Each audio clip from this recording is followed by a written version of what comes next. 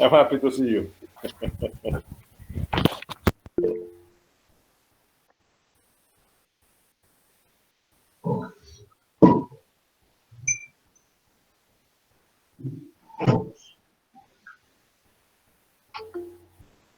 Voilà.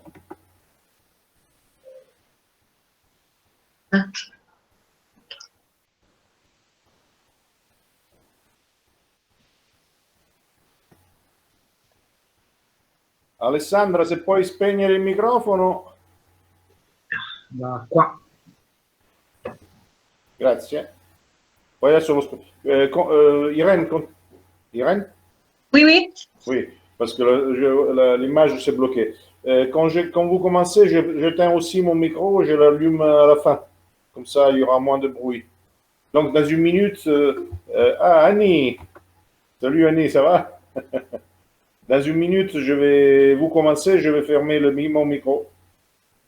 Ok, d'accord. D'accord.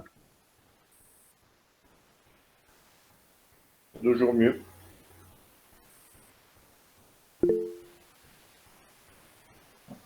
Et ça va, vous êtes où à Rome? Je suis à Rome, oui. J'espère qu'on pourra recommencer à voyager un jour parce que j'en ai vraiment marre. Oui, c'est vrai. Au moins, nous vivons des temps intéressants. Oui, quelque part. Bon, je vais fermer mon micro, vous commencez et après, à la fin, on pose les questions, je rallume et tout ça. D'accord.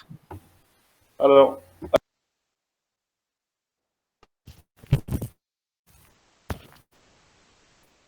Voilà, je vois mon micro aussi.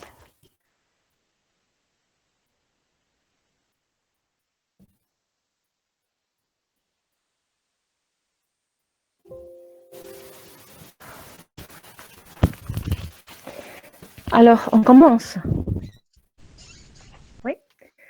Alors, bonjour à tout le monde. Je veux d'abord remercier Gabriele pour l'invitation. Merci à tous et à toutes qui êtes présents aujourd'hui. Avec quelques-uns, on se connaît depuis longtemps. C'est un honneur de prendre la parole quelques jours après le passage d'un grec qui a joué un rôle important à la politique française, M. Aliarakis, et qui continue d'être autant actif avec son esprit très contemporain et près des réalités que nous envisageons. On va donc parler aujourd'hui un peu de la femme européenne et de sa présence dans un monde qui change, un monde en flux. Comment voit-on ce changement? Il suffit de parler de 3 paramètres qui créent ce changement. On le voit d'abord dans le domaine de la technologie. On est déjà, quelques-uns d'entre nous, nous sommes en télétravail, on fait du téléshopping et on va bientôt subir, si on ne le subit déjà, la surveillance des humains par un État central et par des agences et des personnes que nous ne connaissons pas. Déjà, en Belgique, on peut se réunir par 4 qu'on doit déclarer au service pour dire il y a ces 4 personnes qui vont venir chez moi et moi, je veux uniquement aller chez ces 4 personnes. On le voit ensuite, on le voit dans nos villes qui reçoivent des populations diverses et de tous les pays du monde, des populations non européennes. On le voit aussi dans cette crise du Covid-19 qui n'est qu'à son début. Avec ces changements seuls, notre monde est déjà, et le deviendra de plus en plus, différent de celui pour lequel nos parents et nos écoles nous ont préparés. Nombreux Européens, qu'ils se disent nationalistes, traditionnalistes ou patriotes, souhaiteraient que les femmes européennes retournent aux habitudes de la première moitié du siècle précédent, même avant. À chaque fois que je le lis, ça m'étonne. Il est très improbable que ce concept largement néoconservateur de la position de la femme concorde de quelque façon que ce soit au concept de la féminité, à l'idée de la femme que nos ancêtres, que notre milieu politique dit vouloir imiter, avaient vécu et envisagé. Et je vous propose d'examiner ce soir quelques points. Premièrement, pour ceux de la tendance néoconservatrice, la femme est avant tout l'icône de la Vierge Marie. Cependant, il faudrait leur signaler en termes modernes que Marie, la femme, était une mère célibataire qui a bravement gardé le fruit de son ventre en faisant confiance aux paroles d'un ange. Ça fait très New Age. Tandis que l'homme, Joseph, qui est son protecteur, se sent faible aux genoux et il faut l'intervention de Dieu pour qu'il soit assuré qu'il ne faut pas renvoyer sa fiancée. Donc, c'est la femme qui porte le fardeau de sa foi avec résilience et force. Elle donne naissance à l'enfant Christ, c'est-à-dire en grec ça veut dire le choisi, qui deviendra le sauveur du monde. Pour sauver donc le monde, la femme est l'intermédiaire entre le ciel et la terre, le divin et l'humain. La femme est la foi incarnée et surtout pratiquée. Ce qui m'emporte à mon deuxième point.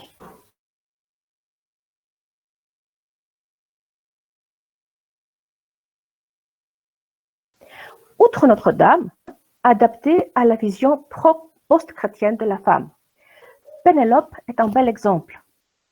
Elle attend son mari, Ulysse, qui se trouve en tournée mondiale, pratiquant la chasteté et le tissage.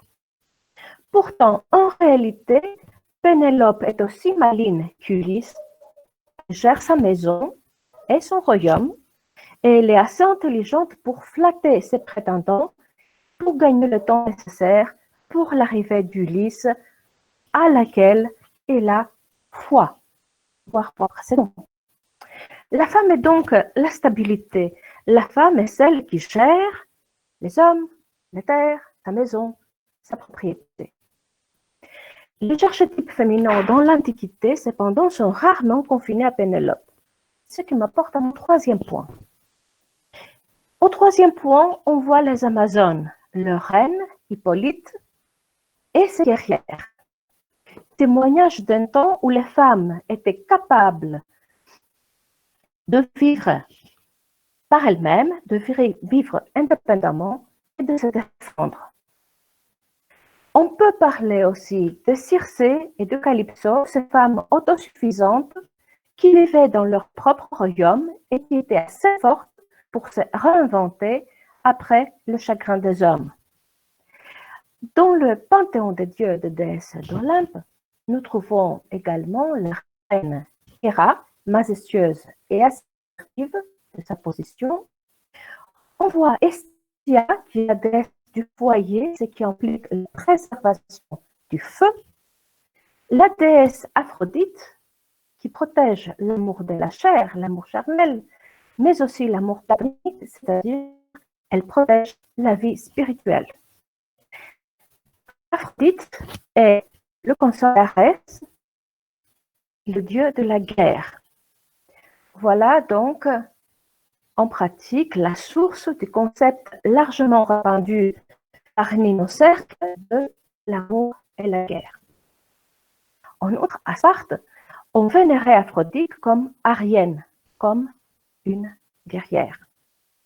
Quant à la déesse Athéna, elle est la déesse de la sagesse, la guerrière des guerriers. C'est elle qui a remporté la victoire à la guerre de Troie, présentée plus abondamment et plus majestueusement dans la grecque que son homologue masculin, Arès, apportant sa sagesse et sa puissance sur les hommes et les dieux. Voilà donc, en quelques mots, la femme européenne.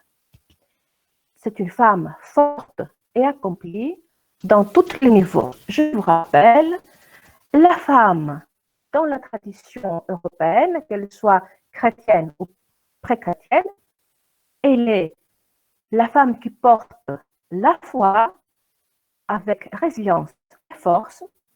Elle est la foi incarnée et pratiquée. Elle est la stabilité. La femme est celle qui gère. La femme peut vivre indépendamment et de se défendre. Elle est majestueuse et assertive. Elle est sage. Elle est la déesse même de la sagesse. Il me paraît donc que c'est une preuve de mauvaise éducation, de mauvaise information, mais surtout de mauvaise éducation, et totalement hors place et temps d'écouter que la place de la femme est au-dessus de ses casseroles, soumise à son mari. Si ça, c'est la vision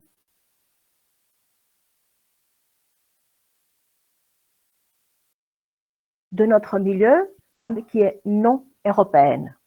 La femme qui a donné naissance au guerrier que nous admirons, la femme créatrice, n'est certainement pas la poupée impose la culture, la publicité. Chers amis, le monde change, l'Europe change dans plusieurs domaines. Le domaine de l'emploi, le domaine de la sécurité sociale nationale, le domaine des études, le change de population et de manière de vivre. Où se trouve donc le rôle de la femme? Nous sommes face à des changements gigantesques apportés non pas par l'inondation de Noah, ni par un météorite qui a provoqué la disparition des dinosaures. Faisons donc attention pour que cette petite protéine qu'on appelle COVID-19 ne nous fait pas devenir des dinosaures nous-mêmes. Ça m'étonne aussi de voir des gens évoquer le passé qu'ils disent admirer, tout en ignorant que ce passé auquel nous faisons référence idéologique et politique n'était pas un passé qui admirait aveuglément le passé, mais qui lui-même était l'avant-garde de son temps. Si vraiment nous voulons être leurs héritiers, si nous voulons être aussi utiles pour nos peuples, nous devons tourner le regard et surtout nos actions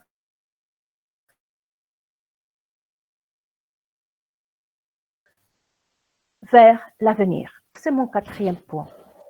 Créer l'avenir, c'est le privilège des femmes. Pourquoi? Par mes études d'archéologie, je suis spécialisée en archéologie préhistorique de la Méditerranée. C'est la femme qui a créé ce que nous appelons la civilisation, comme nous la connaissons. Elle a créé la ville que les hommes ensuite ont dû défendre. Parce que c'est la femme qui a inventé l'agriculture. C'est la femme qui a pu constater la chaîne du noyau et de la graine. Voilà notre déesse Démétra.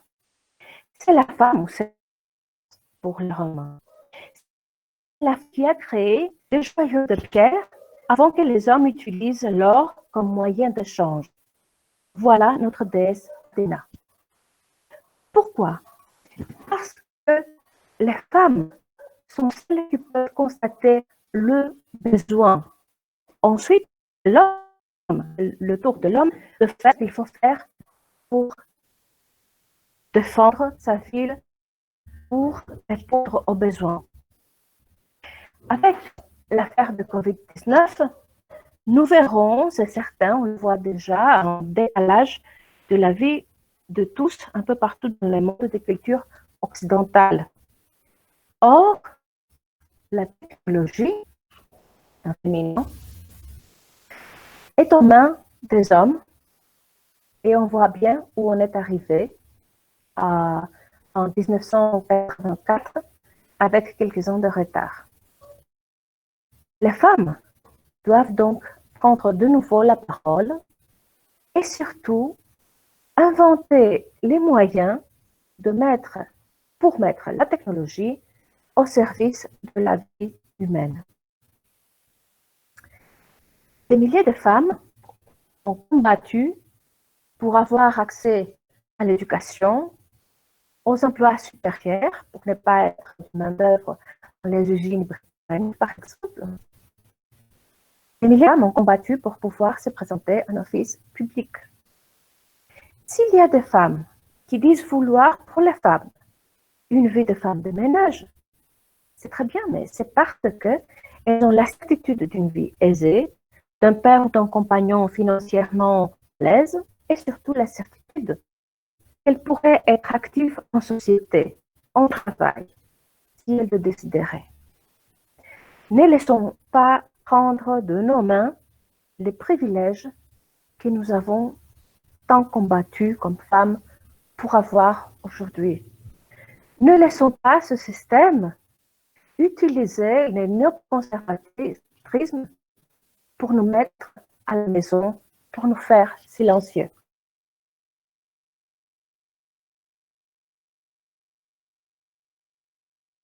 Je peux constater quelques femmes, mais je fais appel aussi à toutes les femmes auxquelles vous pourrez parler un peu plus tard.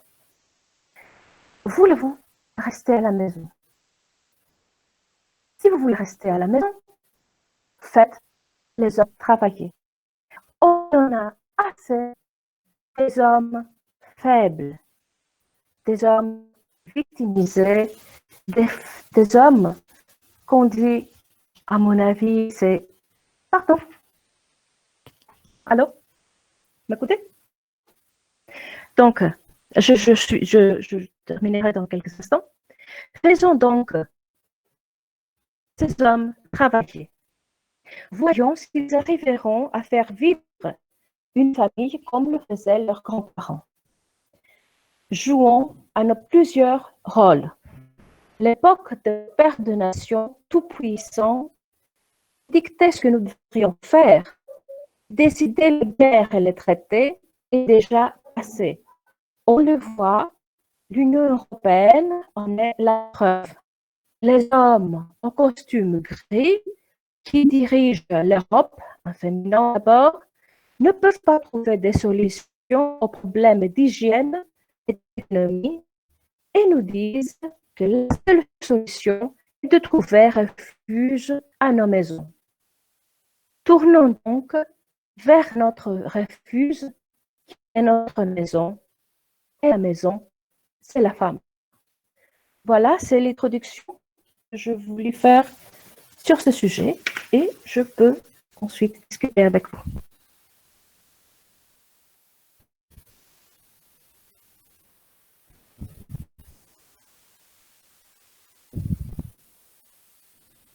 Voilà, j'ai récupéré le micro. Alors, je pense qu'on peut commencer les questions, c'est ça? Oui, si vous voulez. Alors, allons-y, voyons déjà s'il y en a. Merci Sylvestre qui a envoyé le lien. Beaucoup de monde considèrent les fascistes comme des dinosaures. Mais je voudrais bien. Le problème, c'est que les dinosaures, c'est déjà beaucoup. Il est vrai que parfois, oui, il y a un problème de. Il y a eu quelques bruits, c'est vrai. Bon, alors, il n'y a pas encore de questions. La femme au foyer est un concept bourgeois, donc moderne. Qu'en penses-tu? Ça, Gilbert qui te demande, Irène. Oui, tout à fait, Gilbert, oui. Mais c'est ça, oui, tout à fait. Et c'est pour ça qu'il me paraît étrange que les femmes et les hommes de notre milieu s'adhèrent si facilement à cette vision. Nous qui devrions être au moins révolutionnaires sur le point des idées et surtout, comme la situation presse, on le voit tous les jours, sur le point de l'action. Oui, voilà. Et puis, il y a l'écho de Canu qui demande de revenir sur la question de la ruse.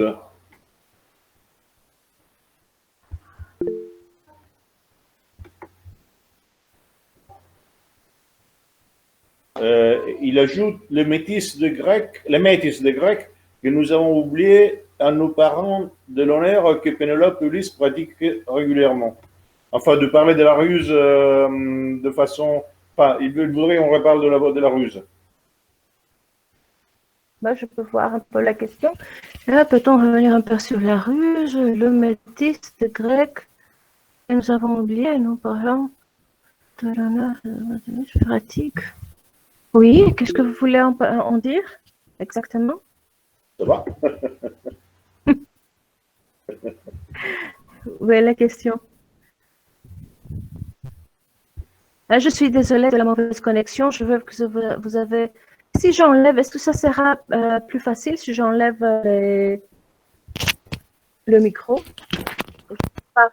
Est-ce que vous m'écoutez mieux maintenant si je vous parle à travers l'ordinateur et pas à travers le micro? Oui. C'est mieux? Ah, donc c'est mon micro qui faisait le bruit. Ah, voilà. Non, je vous écoute aussi. Alors, ça veut dire qu'on a tout compris, on n'a rien compris. S'il n'y a pas de questions, voilà. Non, j'arrive.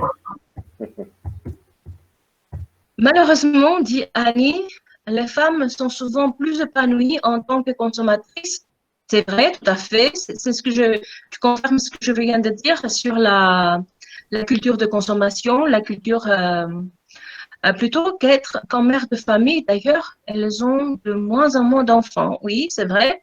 Mais vous savez, cette question d'enfant, c'est une longue question à discuter. Je peux un peu poser mes pensées ici. La décision de ne pas faire des enfants ou combien des enfants, ce n'est pas seulement une question de femmes. Il y a le grand problème de l'avortement. En Grèce, au moins, on perd une ville d'à peu près 250 000 personnes par an à cause des avortements. Donc, vous voyez, pour une population qui vieillit, une population de 10 millions et qui reçoit tous les jours des migrants, c'est un vrai problème. Hein, ça pose un vrai problème de la survie de la nation. Mais ce n'est que la décision de la femme de ne pas avoir des enfants parce qu'il faut avoir les moyens sociaux pour vivre. Et ce n'est pas seulement une question de femme, c'est aussi une question d'homme. Parce que en ce qui concerne la société grecque, c'est plusieurs fois l'homme qui pousse la femme à l'avortement parce qu'il ne veut pas qu'ils ont des enfants qu'ils vont les confiner à la maison. Voilà, une petite protéine vient de le confirmer pendant 2 mois et on ne sait pas encore pendant combien de mois. Et c'est aussi une question sociale et de l'État parce que c'est une autre question que je voudrais poser dans mon petite introduction. C'est parce que on a donné toute la puissance à l'État. Si on donne la puissance à l'État, on attend tout de l'État. Donc, on attend de l'argent de l'État, on attend des écoles de l'État, et vous trouvez sans enfants, donc pas besoin d'école parce que vous n'avez plus d'enfants. C'est un cercle vicieux, vous voyez, et c'est un des cercles qu'il faut briser à un certain moment. Oui.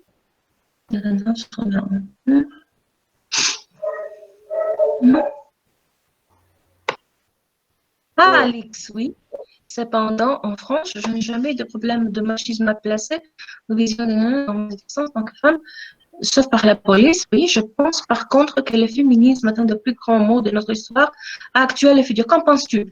Bon, comme dans toute question, il y a deux côtés.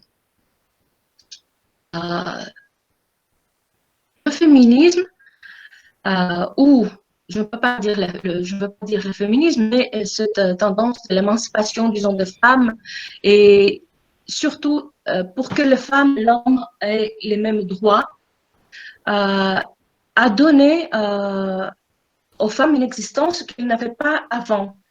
Par exemple, je ne peux pas parler de la France, mais je peux parler de la Grèce. En France, ma mère ne pouvait pas aller m'inscrire à l'école. Il fallait que mon père aille à l'école pour m'inscrire à la classe suivante. Parce que ma mère n'en avait pas le droit. Je ne suis pas l'Acropole, hein. Je suis née en 1970, donc quand même, on parle de 1984, par exemple. Il fallait que mon père aille à l'école pour m'inscrire à la classe suivante. Avant que les socialistes de Papandréou arrivent, après que les socialistes de Papandréou sont arrivés au pouvoir, on a pu avoir droit d'aller à l'école pour demander comment votre enfant fait à l'école et tout ça. Vous voyez, ça c'est une bonne chose, à mon avis. Aussi, le droit de vote, oui, c'est une bonne chose, oui, pourquoi pas. Mais d'autre part, je vois les extrêmes des femmes et tout ça. Ça, je l'accepte. Donc, il faut un peu faire la distinction entre ce que j'aime dire souvent quand je fais un discours, c'est sur le sujet, c'est la différence entre être égal et être identique. Identique, c'est une chose, hommes et femmes ne sont pas identiques, mais hommes et femmes sont égaux. Voilà, c'est mon position. On a un nombre de femmes qui peuvent très bien s'adapter, mais des hommes qui n'existent simplement plus. Est-ce juste? Gabriel, tu as tellement raison. D'une part, j'excuse les hommes parce que les hommes sont un peu...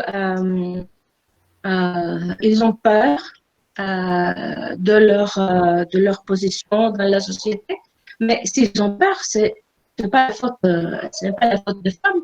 Parce que les femmes ne vont pas dans les positions, ne font pas le même boulot que les hommes. Donc, je ne trouve pas, je trouve que ce que vous dites, c'est tout à fait vrai. Et si les rôles sont un peu ambigus et que la société est en déséquilibre, c'est aussi parce que les hommes n'assument pas leur rôle. Ils restent chez nous en Grèce, on reste chez soi jusqu'à 35 ans. Un homme de 35 ans qui reste chez lui jusqu'à ce qu'il se marie. Aussi, se marie, il habite juste à côté de sa maman. Non, ce n'est pas une bonne chose. Mais c'est aussi, je pense, c'est une question plus générale. C'est une question de manque de guerre depuis 60 ans ou plus. Je pense, on n'a pas connu la guerre. Donc, il y a des générations qui ont été nées et grandies et qui n'ont pas su comment être homme, qui n'ont pas fait face à la réalité de la vie et de la mort, à la nécessité d'avoir des enfants chez lui pour qu'ils continuent sa présence dans la vie de la commune. C'est aussi la question de la manque de communes, parce que si on parle de communes à Rome ou à Athènes, ça n'existe pas. Donc, ce mouvement en dehors des villages, en dehors de petites villes, ça a aussi contribué à cette manque d'identité à laquelle on fait face, surtout dans les grandes villes. Oui. Donc, un peu, c'est-à-dire, c'est un peu comme Nietzsche. L'homme est né pour la guerre. Donc, puisqu'il n'y a pas de guerre, sauf ceux qui ont eu l'occasion d'en faire un tout petit peu, il n'y a pas d'homme, c'est ça. Donc. Tout à fait, oui, tout à fait. Tout à fait. Peut-être. Gilbert demande si Sherazade est la première féministe. Qui demande? C'est Gilbert. Comme tu as mentionné le groupe, penses-tu que la réaction en Occident d'hystérie collective vis-à-vis d'eux est due à la féminisation? Tout à fait, Gilbert, oui. C'est une réaction très féminine. Hein? Ça nous sortira du complotisme et de ce rose. Tout à fait, je suis très contente que tu abordes ce sujet de cette manière, cher Gilbert. Oui, tout à fait. cette réaction est vraiment une réaction très, très efféminée et pas féminine, parce que je vous ai déjà parlé des femmes guerrières de notre tradition et qui sont aussi des femmes qui ont combattu, par exemple, dans la révolution grecque de 1821, il y avait des femmes guerrières, des vraies guerrières, et sur la terre comme sur la mer. Et vous voyez, tout ce que l'Union européenne et ses costumes gris peuvent faire et nous dire de nous échapper, de trouver refuge dans nos propres maisons. Et je ne pense pas, je pense plutôt que les serpents de notre monde voudront utiliser, Mickey Mouse voudra utiliser cette situation pour faire avancer son agenda. Mais je ne suis pas Soros à son agenda. Bon. Mais vous savez, tout le monde a son agenda. Chacun de nous a son agenda à lui-même. Chaque parti politique, chaque organisation, c'est normal. Donc, je n'accuse pas Soros d'avoir son agenda. Lui, il a la sienne, mais c'est le manque d'agenda de notre part qui laisse le champ à Soros de faire ce qu'il fait ou ce qu'il veut faire et tous les autres. C'est ça. C'est ça le problème. C'est le manque d'agenda, c'est le manque d'idées et de propositions crédibles de notre part qui laisse le champ à des personnages comme Soros pour faire avancer leur agenda. Dans la légende arthurienne, c'est une femme qui tend l'épée. Oui, très bien. L'écho des Canuts, il dit dans la légende arthurienne, c'est une femme qui tend l'épée au roi Arthur. Bravo, oui, c'est tout à fait. Oui, il y avait encore deux, trois choses. Il y avait avant, il y avait Alix qui disait le monde se féminise, c'est un drame. La femme moderne épouvante les hommes au fond, donc ils se féminisent et perdent leur fonction. Es-tu d'accord? C'est qui dit ça? Alix. Ah oui, Annie. Je pense que les moyens financiers sont très exprimants. Il est toujours possible de se passer. On l'a vu pendant ces 2 mois de confinement. On a vu qu'on s'est passé, oui, de tout ça, ce que vous dites très bien, Annie. Et en plus, on a vu, on dit maintenant que qu'est-ce qu'on va faire avec le petit restaurant, le petit café, et tout ça, qui vont peut-être fermer parce qu'on ne peut pas avoir une personne tous les 10 mètres carrés, etc. Je pense que c'est la même chose en France. Mais vous voyez, on a vécu une situation tellement gonflée dans les dernières années, malgré la crise économique en Grèce depuis 2010. Vous aviez, chacun sortait de chez lui, allait acheter du café, allait acheter à manger par-ci par-là. Les femmes ne cuisinaient plus. Pour retourner au sujet de la cuisine que j'ai utilisé comme exemple. Et les femmes, soudain, les femmes et les hommes, parce que le père, après le bureau, le travail, ils allaient avec leurs amis quelque part, et les femmes avec leurs amis, etc. Et soudain, il y a des familles qui se réunissent dans le foyer et qui commencent à se rencontrer, à se faire connaissance. Bon, c'est un mec pas mal, c'est une dame pas mal, oui. Et il y a une toute nouvelle situation qui peut évoluer à partir de cette crise du Covid, vous voyez. Donc, si on a les moyens de cultiver là-dessus, on aura peut-être quelques bons résultats. Si on peut encourager les gens à voir ce que Annie dit très bien, qu'on peut se passer de plusieurs choses, qu'on peut faire des choses ensemble et qui nous donnent le même ou plus de plaisir que nous donner le fait d'aller manger quelque part tous les jours, tous les soirs, ou de faire venir du take-away et tout ça. Oui, tout à fait. Sylvestre, il nous faut une guerre contre les ADFA. Ouais. Vous voyez, je veux m'arrêter, je veux lire le reste de la question, mais je voudrais dire que par mon expérience, parce que je vécu pendant plusieurs années dans une petite ville au nord de la Grèce et je travaillais dans l'hôtellerie.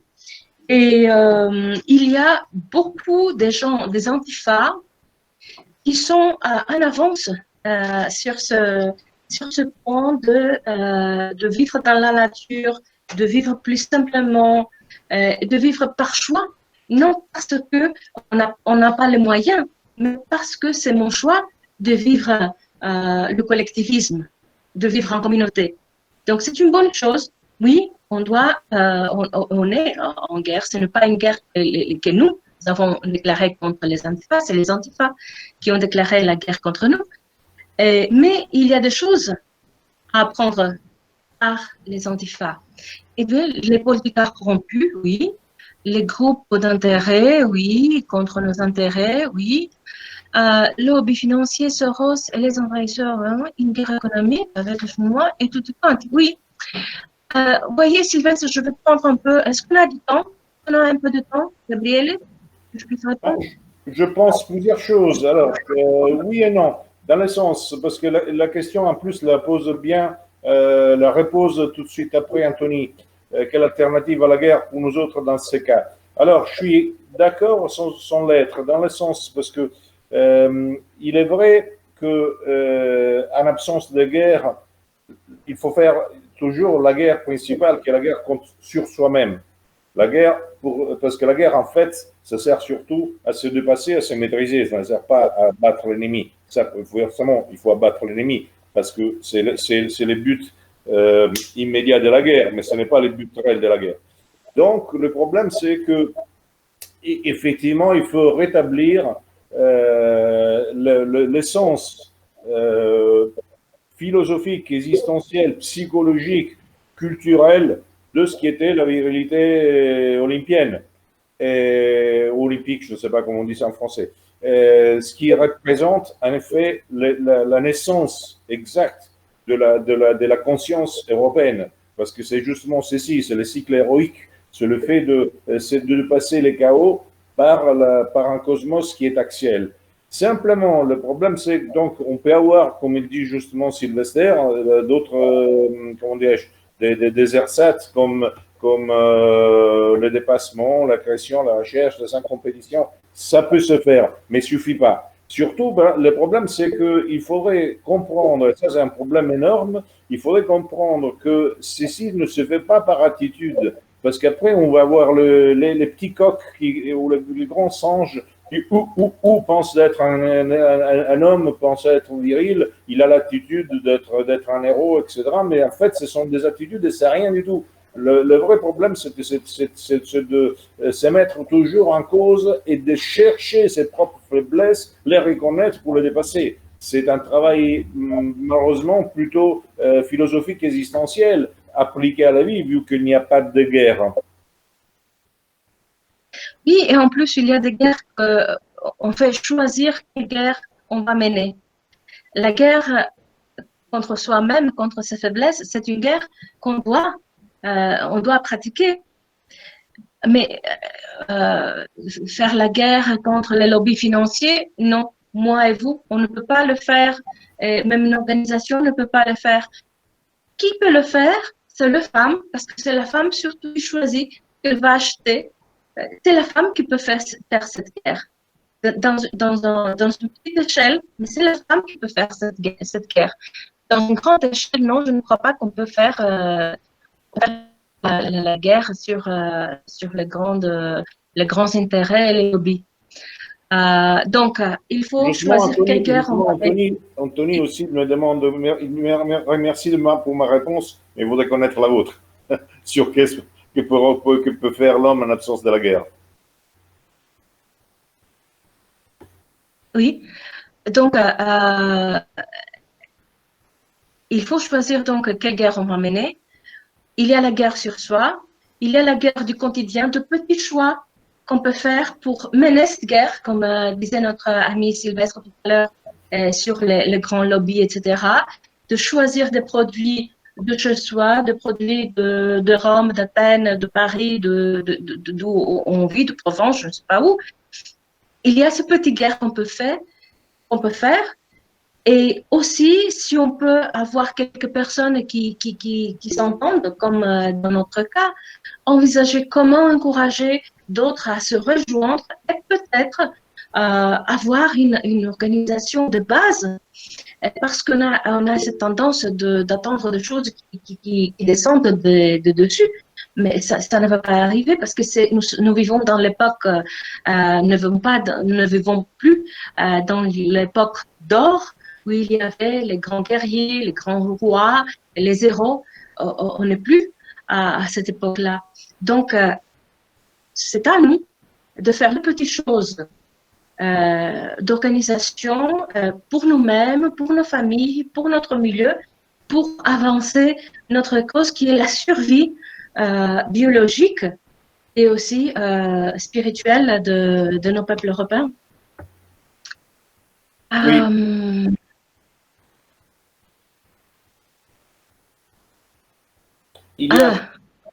Il y a deux considérations intéressantes, une d'Alix et l'autre de Sylvester. On peut les lire? Je vais le lire. Alix va dire, oui. On peut être, après on va à la question, mais ça c'est plutôt des considérations. On peut être une femme péchue, mais sans être une mère castratrice. On peut encourager les garçons à prendre leur place en respectant leurs sœurs.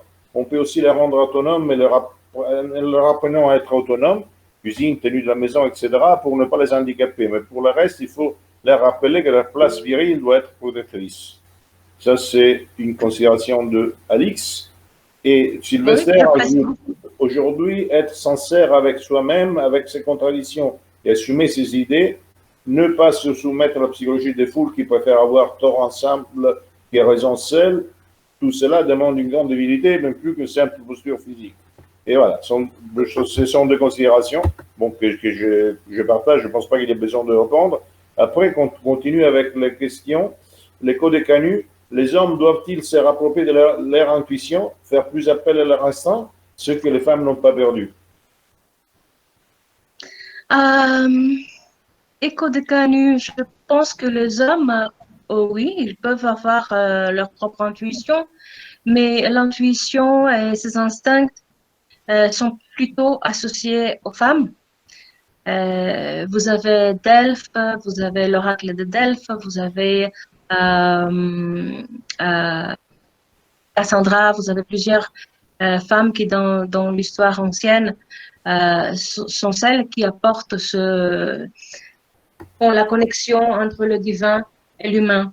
Donc, l'intuition, oui, c'est surtout une question c'est une propriété féminine, mais si un homme en possède, oui. Parce que vous voyez l'intuition et tout ce qu'on peut mettre là-dedans, c'est la connexion qu'on a avec le divin. Parce qu'il y a une échelle entre l'homme et le divin. Que vous soyez chrétien ou païen, il y a toujours cette échelle de connexion entre le divin et l'humain. Donc, il ne faut pas, à mon avis, à mon expérience, il faut faire confiance. Il faut faire confiance, il faut être ouvert, avoir l'âme ouverte, et ça se fait selon la tradition que vous suivez, soit par la vie dans la nature, soit ou aussi par la prière, par des activités qui vous approchent au divin. Alors, si vous gardez les portes ouvertes, le divin veut toujours avoir accès à l'humain.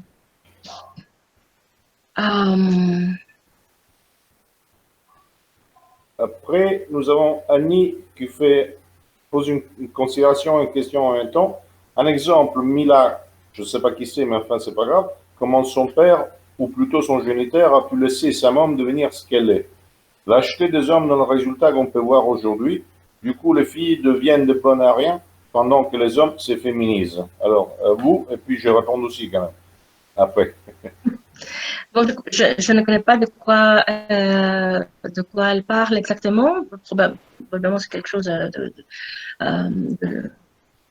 nouvelle française. Mais oui, les hommes deviennent lâches Et les filles, oui, oui, c'est tout à fait. Mais la question est comment briser ce cercle vicieux? Qu'est-ce qu'on va faire pour rétablir l'ordre? Parce que oui, si les hommes sont faibles, c'est les femmes qui doivent se mettre en avant pour vivre leur enfant. Mais en même temps, si la femme se met en avant, l'homme devient lâche. Donc là, il faut trouver le nouvel équilibre. Voilà. Oui, Mon avis. moi, je voudrais aussi l'encadrer d'une autre manière. Prémisse, je dis que c'est toujours la faute des hommes, donc c'est pas, je suis pas en train de les défendre de la manière la plus que ce soit clair et net.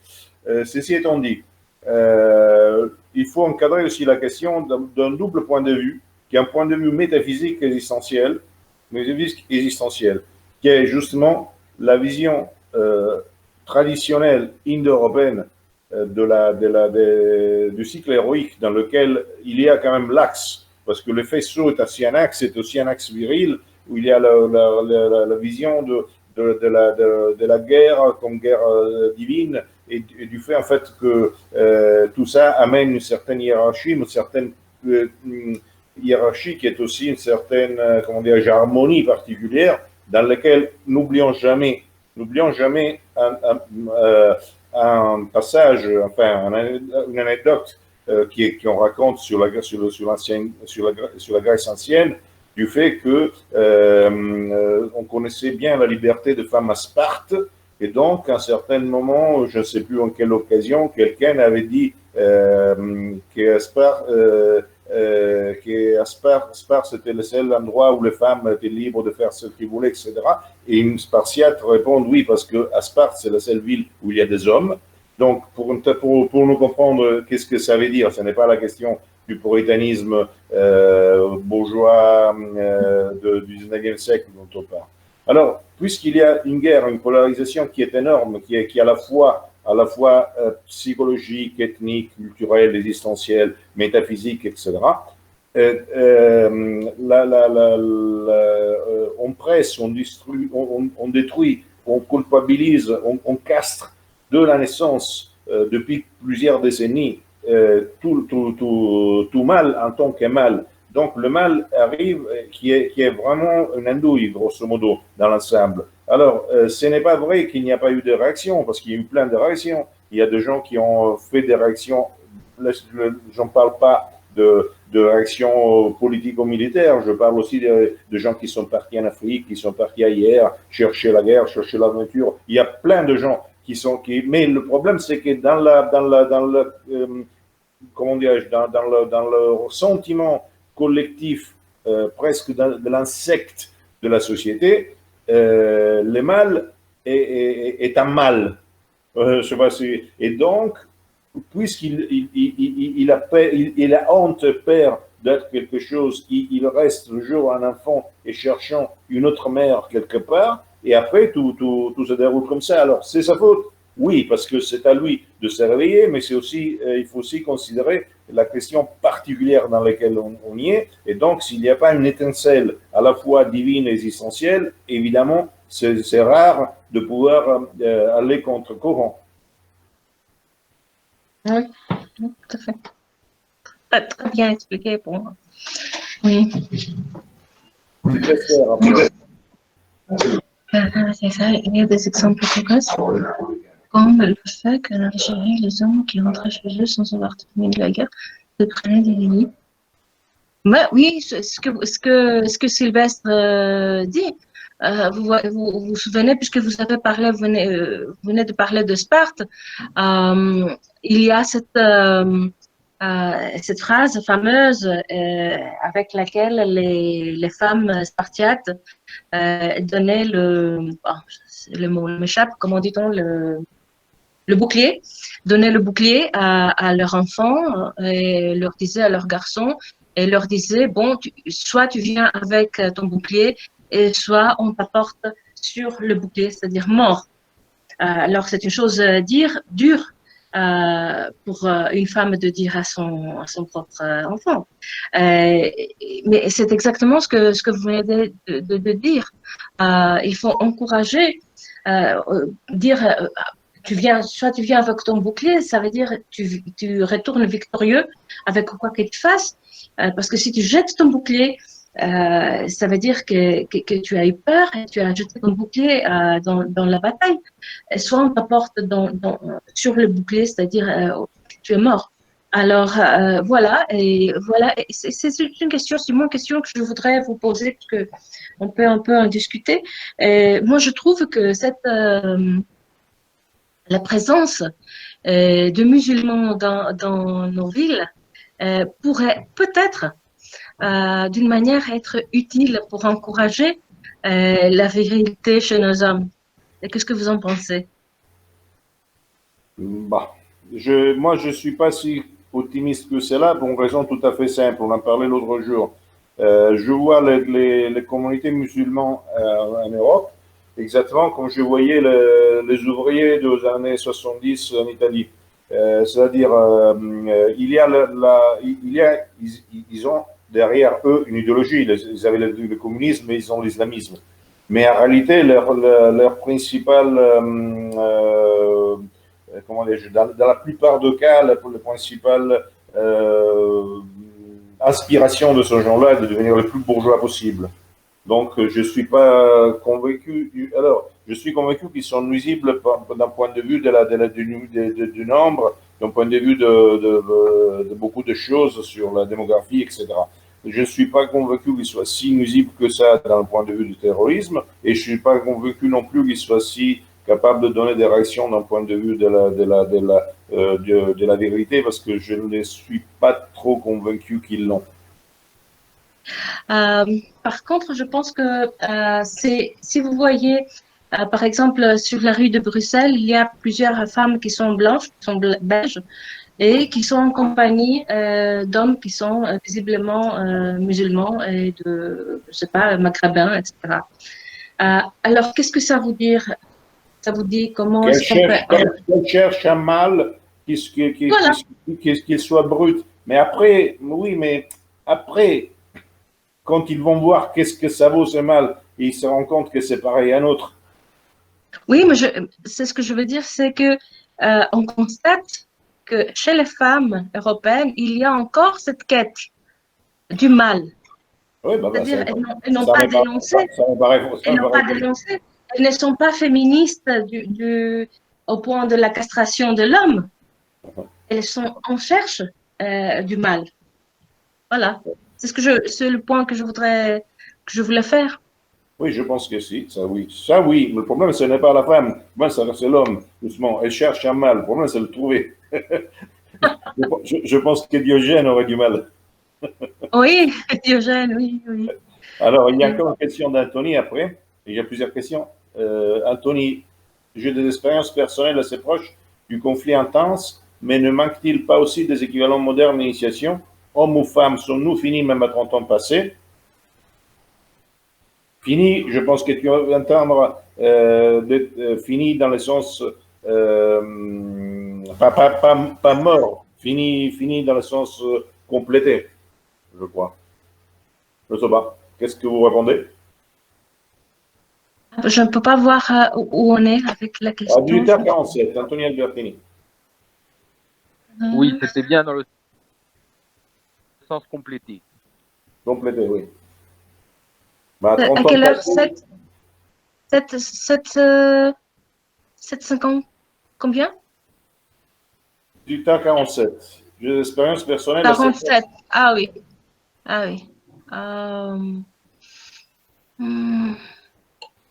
C'est proche du conflit intense, mais ne manque-t-il pas aussi des équivalents modernes d'initiation hommes-femmes? Sommes-nous finis? Même à 30 ans. Ah oui, comme création, comme caractère, oui, à 30 ans, on a déjà complété sa personnalité, on peut ajouter par-là. Mais à 30 ans, oui, la personnalité a été créée. Et donc, on peut espérer que les générations qui vont venir, si on a encore le courage de faire des bébés, il y a d'espoir. C'est pour ça que c'est utile d'avoir des enfants aussi, parce que l'enfant, c'est l'espoir que ça pour retourner à Sparte, l'enfant va devenir meilleur que le parent.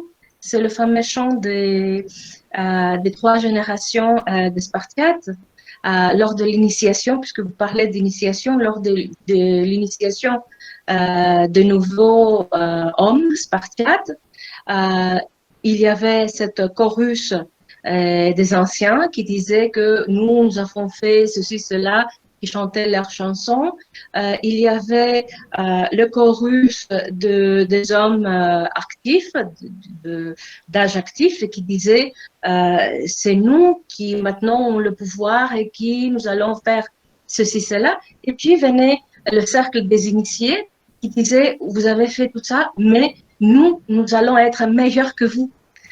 C'est pour ça que la continuité de la vie, du point de vue biologique, doit être un de nos premiers soucis, parce que là se trouve l'espoir d'avoir une société meilleure et plus proche à nos désirs.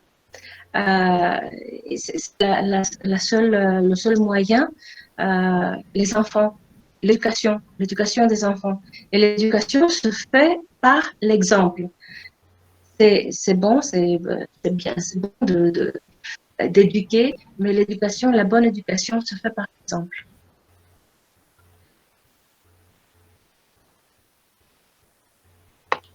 Alors, nous avons un long débat sur les musulmans, que je pense inutile de lire parce que chacun dit le sien, et aussi sur la question, alors, il y a une question qui a été débattue, mais je la répondrai quand même, parce que je voudrais que vous répondiez là-dessus, plutôt parce que chacun l'a entendu à sa manière, mais c'est pas, il faut quand même donner une réponse, disons, de votre part. Peut-être que la femme doit guider l'homme, c'est un rôle superbe. D'Alix. Oui, c'est ce que je essayais de vous donner à l'introduction que je fais. Je pense que la femme a toutes ses qualités. Elle a la qualité de pouvoir gérer et elle a la qualité de pouvoir constater quel est le problème et elle a la qualité de pouvoir gérer. Elle est beaucoup plus souple que l'homme. Donc, je pense que oui, vous avez raison. La femme a une très grande responsabilité sur ce point-là. Oui, tout à fait. Après, nous avons une constellation d'Annie à laquelle je voudrais répondre. Les mâles s'étirent dans les pays de l'Est pour chercher une femme ou une péripatétitude, car ils n'en trouvent pas en France. Alors, je dirais, alors, il ne faut pas généraliser déjà, parce que je ne pense pas que tout le monde le fasse pour la même raison, ou que tout couple naisse de la même manière. Mais bon, je dirais que ce n'est pas qu'il cherche la femme à l'Est parce qu'il ne la trouve pas à l'Ouest. Je pense que c'est une autre raison. C'est parce que, à cause de l'indépendance économique et sociale de la femme à l'Ouest, l'homme qui se croyait maître aux années 60 et qui ne l'était pas, n'étant plus en mesure d'être maître ou de façon de maîtriser les choses, cherche une femme qui puisse dépendre de lui. Donc, économiquement, juridiquement, etc., la trouve plus facilement dans ce genre de femmes, parce que ce sont des femmes de l'Est qui ont besoin de venir, etc. En fait, ça démontre plutôt la fragilité de l'homme que l'absence de la femme occidentale, parce qu'en fait, je ne vois pas tellement, franchement, je vois pas tout cet écart de façon de vivre, de raisonner de la femme de l'Ouest et la femme de l'Est. Oui, les femmes de l'Est savent encore faire la cuisine, mais c'est pas vrai non plus que toutes les femmes à l'Ouest ne savent plus le faire. Et puis, bon, je vais dire, pour la cuisine, je peux le faire tout seul, je peux trouver un chef ou aller au resto. Je ne crois pas que ce soit Est-ce que je peux répondre à la question de l'écho des canuts à 7,59? Il dit la biologie suffit de la transmettre, dirait. Transmettre, oui, parce que, à mon avis, même intellectuel est lié au biologique. Dans chaque personne, il existe toutes les qualités de sa race. Alors, si nous assurons la suite de notre race, à un certain moment dans le cercle de la vie, les qualités de notre race vont réémerger du sol, comme dans le cas de toutes les plantes. Mais si la chaîne est coupée, la chaîne biologique, il n'y a plus quoi pour transmettre spirituellement. Si par exemple vous écoutez un Africain chanter les chansons d'Homère, c'est une bonne chose, je ne suis pas contre, mais ce ne sera jamais en grec ou en romain. Donc, je suis tout à fait convaincue que notre première attention doit se poser sur l'existence biologique de nos peuples. Pas seulement à cause des migrants, pas seulement à cause de différents scénarios, je pense que c'est le complotisme de la faiblesse de l'homme européen, mais parce que notre premier devoir est face à notre race. Si dans notre idéologie, on dessine l'idée de la race, le reste va s'écrouler. Donc, le point essentiel de notre combat doit être la continuité de notre race. Ensuite, le reste va venir.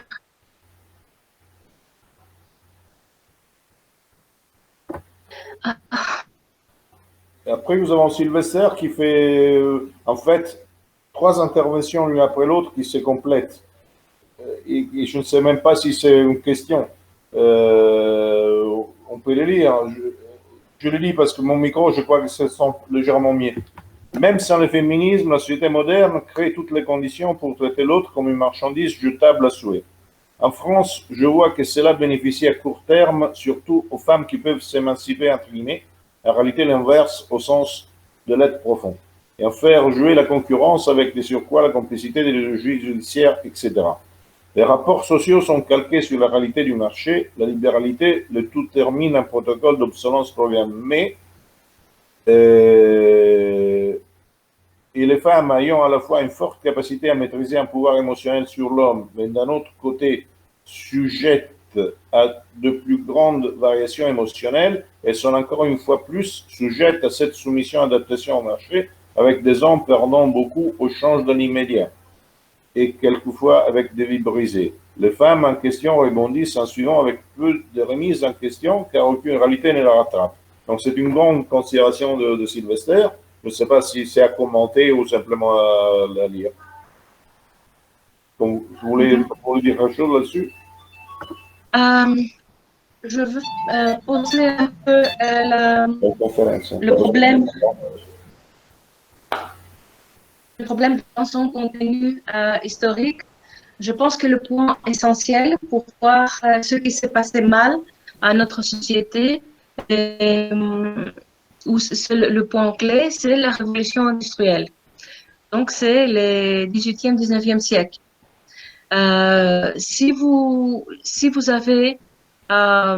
voulez renverser cette situation et faire la femme rentrer chez elle, vous la trouverez encore devant vous pendant la Première Guerre mondiale, qui était peut-être plus importante que la deuxième sur le plan social. Parce que ça c'était le deuxième point très important de l'évolution de la vie sociale européenne. Vous avez donc la révolution industrielle et la Première Guerre mondiale qui ont tout changé sur le point de vue des relations hommes-femmes et les relations du point de vue du marché et du travail. On ne peut pas revenir en arrière sur ce plan-là, mais soit avec les différentes possibilités que la technologie nous offre et que, à mon avis, il faut soit faire le choix de vivre dans une montagne, dans une caverne, dans un village isolé, quelque part, sans avoir du portable, du téléphone portable et tout ça, du GSM. C'est un choix que je respecte. Soit il faut tout à fait embrasser la technologie et l'utiliser à sa faveur. Il s'agit donc à mon avis, cette période pendant laquelle nous vivons, il s'agit d'une nouvelle révolution qui est également importante que la révolution industrielle. Ça va beaucoup et même tout changer dans notre vie.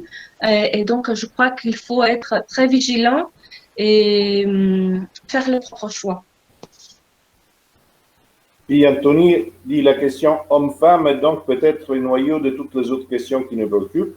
Perpétuation de la race, de notre univers spirituel, de nos places dans la famille et la société, donc nos possibilités d'agir. Moi, je pense que c'est évident. Et Gilbert dit la pilule a libéré, travail, etc. La femme bourgeoise, les prochains fronts d'attaque et la reproduction. Si la femme occidentale s'en libère, elle n'aura plus besoin des hommes. Qu'est-ce que vous en pensez? Je vais être très cynique.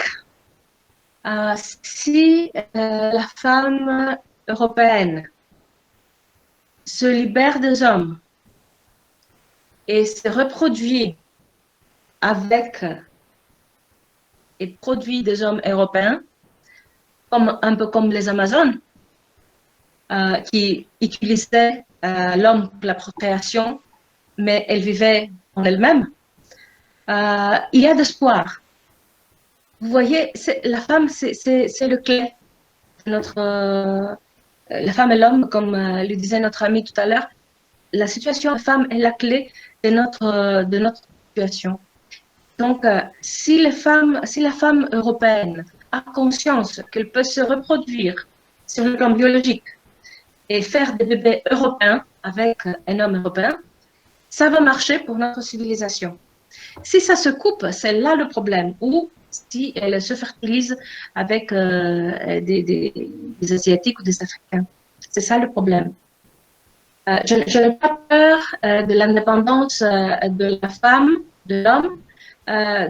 Sur ce point-là, si la femme tient conscience du fait qu'il faut faire des bébés blancs, aux cheveux blonds et aux yeux clairs, ça va marcher. Je suis un optimiste de nature. Bon, les codes de nous disent, est-ce que cette société d'excitation de nos plus bas instincts et l'incapacité des hommes à se maîtriser n'est pas une des clés sur lesquelles agir? Alors, je n'ai pas compris de quelle manière, mais qu'est-ce que vous dites? Oui, c'est aussi, c'est vrai. Et c'est aussi, là, il y a aussi c'est l'excitation et la satisfaction immédiate. C'est le fast-food. C'est le fast-food sur l'alimentaire. C'est le fast-food sur les relations humaines. C'est le fast-food partout. La satisfaction immédiate. Il faut travailler là-dessus. Oui. Peut-être. Oui, mais je ne sais pas, alors l'agir, c'est compliqué. Enfin, je ne sais pas qu'est-ce qu'il entend. Ça va, mais alors, un cœur. Je vais vous donner un exemple. Par exemple, quand on est confiné chez soi et qu'on décide de cuisiner en famille ou en couple, c'est une bonne chose. Ce n'est pas une satisfaction immédiate. J'ouvre le paquet et je mange. C'est d'apprécier la vie, c'est de s'asseoir à la table, c'est de mettre le bon couteau et le bon plat, et c'est de mettre des fleurs sur la table. C'est tout ça, c'est d'apprécier le quotidien. Ce n'est pas se soumettre à cet instinct qu'on a cultivé par la télévision et tout ça, par le commerce, de satisfaire ses besoins immédiatement, maintenant. Parce qu'il n'y aura pas demain. Vous le voyez, par exemple, dans la construction. et les bâtiments que nous admirons même aujourd'hui ont été construits pendant des années et des années parce que les hommes pensaient à la postérité, pensaient à ce que leurs enfants allaient penser d'eux. Mais c'est parce qu'ils avaient une vision du divin, parce qu'ils savaient qu'ils avaient une vie très courte et qu'ils voulaient que dans cette petite période de leur vie courte, fassent quelque chose d'important pour que leurs enfants, leur communauté se rappellent d'eux. Si vous enlevez la foi religieuse de l'homme et la foi que ça va continuer en quelque forme, vous enlevez tout espoir et on l'a vu avec le Covid-19 où on a eu des personnes qui se sont suicidées parce qu'ils croyaient qu'ils avaient le Covid. Parce qu'on n'accepte pas que notre vie est courte et qu'elle va se terminer à un certain moment et que dans cette petite période que nous avons à vivre sur cette terre, il faut faire quelque chose d'important pour laisser pour nos enfants biologiques ou spirituels ou notre communauté. Ce que nous faisons maintenant aujourd'hui, je ne suis pas votre enfant et vous n'êtes pas mon enfant, mais on échange de choses en espérant que ça va soutenir nous qui participons aujourd'hui et ceux avec lesquels on va en discuter.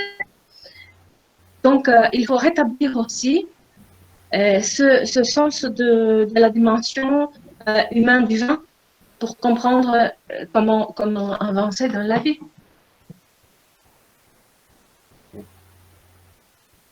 Oui, puis nous avons tout un ensemble de considérations sur la technologie qui change la vie, d'accord.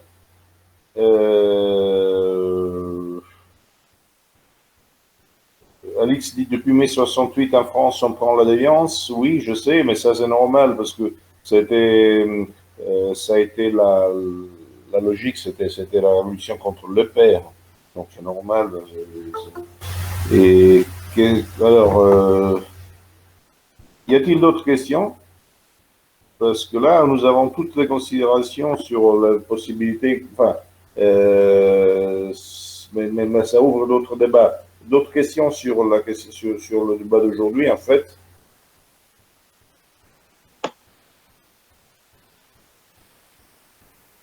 On a fait le tour de la femme. Ça dépend. Sylvestre, mon désaccord avec Irène, nous sommes codépendants, rien que pour l'éducation. Codépendants, oui, mais... C'est où, à quoi le désaccord? Je n'ai pas compris. Je n'ai pas compris en quoi consiste le désaccord. Vous avez compris, Irène? Quoi? Ce que Sylvestre veut dire. Avec Irène, nous sommes codépendants rien que pour l'éducation. Je n'ai pas compris à quoi. Moi non plus. Ben, je vais le relire. Voilà. Il faut remonter l'intervention avec les femmes à se reproduire seules. Ah, d'accord, mais oui, ok, bon. Mais... Bon, je ne suis pas pour tenir le débat, je vous dis que si on veut prendre la discussion in extremis, je fais le point sur l'importance biologique de la continuation européenne. Oui. Voilà. Il faut un équilibre de valeur, oui, d'accord, équilibre de la présence physique, tout ce que vous voulez. Le problème, c'est que tout ça ne se fait pas par décret. Et le vrai problème, c'est que si l'homme est castré, l'homme est castré. Après, le reste, à voir s'il y a possible. Parce que bon, ce que je veux dire, c'est que j'en ai pas... J'envers personne, parce que tout le monde, chacun comment dire, participe à son époque, mais déjà, je veux dire, les milieux nationalistes ou nationalistes révolutionnaires en Europe d'aujourd'hui, par rapport à il y a 25 ou 30 ans, franchement, c'est c'est presque rien d'un point de vue de la consistance interne, mais ça ne dépend pas. Ça dépend de quoi? Ça dépend justement du fait que les générations sont ramollies. Mais je fais un autre constat. Il y a comment ça s'appelle, aujourd'hui, en Italie, depuis une semaine, il y a la phase 2. Et la phase 1, il y avait plein de trucs, on ne peut pas faire ceci, on ne peut pas faire cela, on ne peut pas sortir, on a peur de se faire rattraper, et puis pas là-bas. Donc, les gens qui sortaient quand même pour prendre une bouffée d'air parce qu'ils s'en foutaient. Ce que j'ai remarqué ici à Rome, dans mon quartier, mais qu'après, je viens de savoir aujourd'hui par Puccio, c'est pareil exactement où il est en Sicile, pardon, en Calabre, les 70% de gens qu'on rencontrait dans la rue étaient des femmes. Et du 30% des hommes qu'on rencontrait dans la rue, au moins les 80% avaient dépassé les 60 ans. C'est-à-dire, l'homme, le mâle de moins de 60 ans, donc le mâle grandit dans cette société de castration, est une andouille. Après, il peut y avoir des choses dedans pour qu'il puisse réagir. Je suis parfaitement d'accord. Il y a des étincelles, il y a des choses qui restent dans l'ADN, tout ça, mais il faut travailler là-dessus. Alors, le problème, c'est qu'il faut prendre ça comme constat. Les femmes ont beaucoup plus de couilles que les hommes, mais c'est à cause du fait, c'est à cause du fait que les hommes n'en ont plus.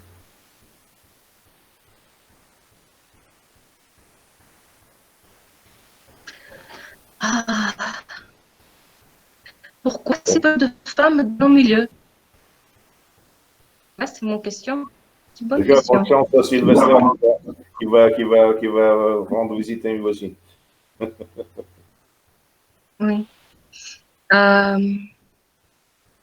Bon, par mon... Une vertu féminine,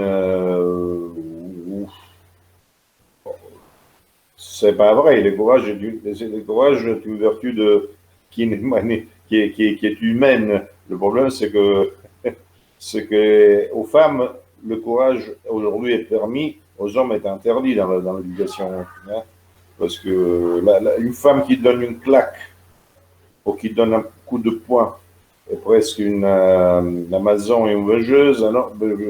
À qui que le donne, un homme même qui donne un coup de poing à un autre homme est quelqu'un envoyé dans un asile psychiatrique aujourd'hui. Attention, hein. Nous regardons aussi les choses telles qu'on le vit, hein, parce que aujourd'hui, tu te bagarres dans la rue, tu pourrais faire un hold-up, ça risque la même chose. Hein. Je vois que Sylvestre est content que je te dis bonne chance. Bon, s'il n'y a pas d'autres questions, on va quitter ici. Ok. Attendons une minute, s'il n'y a pas d'autres questions, on remercie tout le monde, en particulier Irène. Et puis, je vais vous envoyer le lien pour l'année prochaine, premier jour de la phase 2, qui se passe comme en Italie, il n'y aura pas grand de choses, mais bon. Oui. Est-ce que je peux répondre? Ah oui, Alex, est-ce que je peux répondre aussi pourquoi il n'y a pas assez de femmes? C'est une discussion que je propose de faire une autre fois parce que c'est un grand problème qu'il faut résoudre dans notre milieu. Oui, je l'ai vu.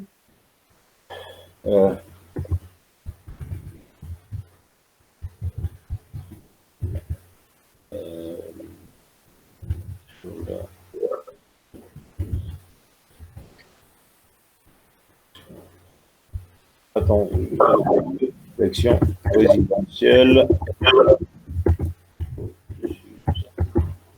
Sera une intervention lundi, sera une intervention sur l'élection présidentielle aux USA. Aux États-Unis, enfin. Et bon, alors, qu'est-ce qu'on fait? Il n'y a plus de questions?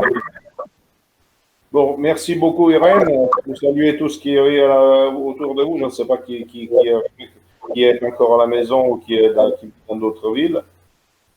Et merci à tout le monde. Et alors, à lundi prochain, et voyons si votre phase 2, ce sera un peu plus libre Ah, Sylvester, j'ai écrit à Vincent. Hein. un peu plus libre de. C'est un peu plus libre qu'en Italie, on verra bien. Bonne journée, bonne soirée à tous. Merci beaucoup, Irène. Un salut, le grand Christophe. Salut. Au revoir. Salut. Au revoir.